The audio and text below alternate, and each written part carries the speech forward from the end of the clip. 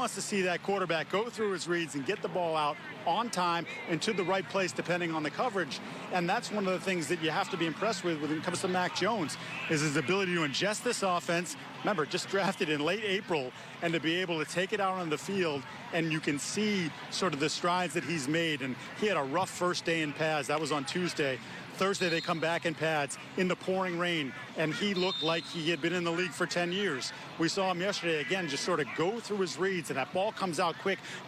Receivers are making their breaks, and before they're even making the break, the ball's in the air. He is anticipating, and he's making those throws. And to this point, the accuracy that we talked about quite a bit at Alabama has carried over in this brief period of time that we've seen him play.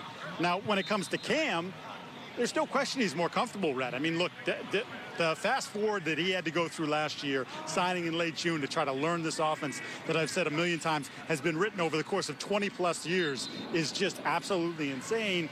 And there were plenty of issues last year. This year, he clearly is more comfortable. He's clearly been more accurate. But, and here's the but with him, when he gets to that final step of his drop and that plant foot, he's still not seeing it as fast as Mac is seeing it. And I got to believe that that's an area that they'll continue to work on with Cam. But if you go back over Cam's history, Red, right, that's never really been the quarterback that he's been. He's never been that guy that he gets to that last step and the ball's coming out. He's always been sort of that guy who'll dance in the pocket a little bit. Yeah. And then with that strong arm, so he'll make the throws. So I think that's that's an interesting thing to balance. Yeah, exactly. Yeah, I mean, you know, with Cam, this offense is going to look a little bit different, right? Because Cam isn't that pocket passer type of quarterback.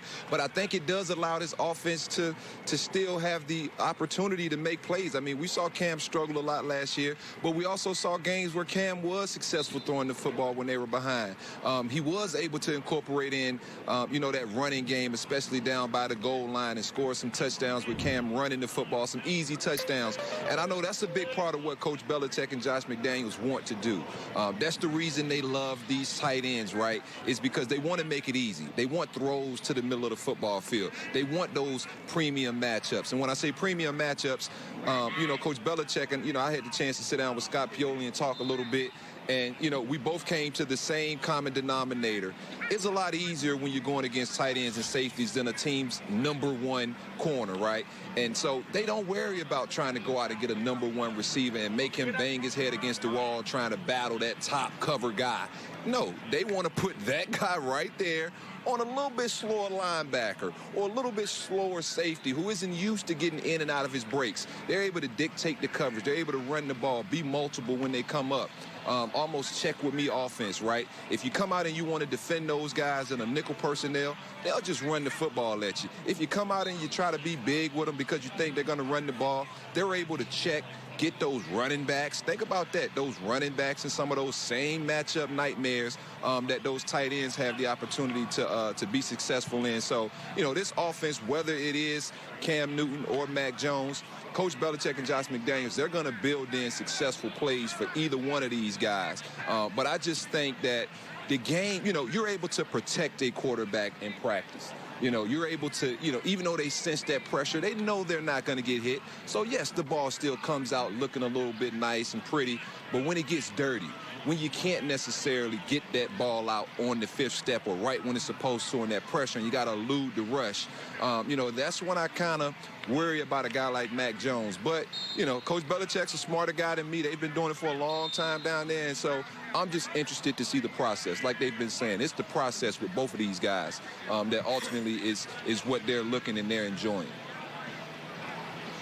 Yeah, and that's to Rhett's point, D'Angelo, about like, well, how do you want to do it? What are they looking for in the quarterback? And it's going to be different if it's Cam versus Mac. If the offense will look different, there'll be things you tweak. And we've seen at various points here in red zone work when Cam's the quarterback, they're running some of that read option stuff with him. You know, quarterback power. That's not what you're going to run with Mac Jones, but you can get away with that with Cam, obviously, because it's one of his great skill sets. And Cam did talk to us and said, like, I'm not going to be a battering ram anymore because I'm getting a little bit older and I feel it a little bit more. But that's certainly an aspect of his game that very few quarterbacks have, whereas Mac has got to be the guy who's going to have to decide quickly. He's going to have to get rid of it quickly. Cam has that physical ability and that size to be able to shrug off outside linebackers and defensive ends and maybe extend a play that very few quarterbacks can do. So I think that really comes down to dealer's choice. McDaniels was asked, by the way, last week if he thought about the idea of 2 quarterbacks. And all he said was, we've never done that. I have never done that in my entire career. Don't know if he's shutting it off completely, but didn't seem all that keen on it when we brought it up last week.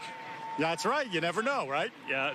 No, I get it. Now, look, this is a really important question, and forgive me if it's been reported, but do we know what number Mac's going to wear on Thursday? He's not wearing 50, right? No, they have to give him a real number for that game. The odds-on favorite is 10. That number is not being used here currently, and that was his number both in college and in high school. So 10 would appear to be the odds-on favorite, but it has not yet appeared in the Patriots Pro Shop. So, you know, maybe we're breaking news here. I don't know. 15 is occupied, at least currently, by N'Keal Harry. So that is unavailable for Mac Jones. All right, Mike Giardi, hard-hitting stuff there for us from Foxborough. Thanks, buddy. Appreciate that. Meanwhile, in the AFC South, the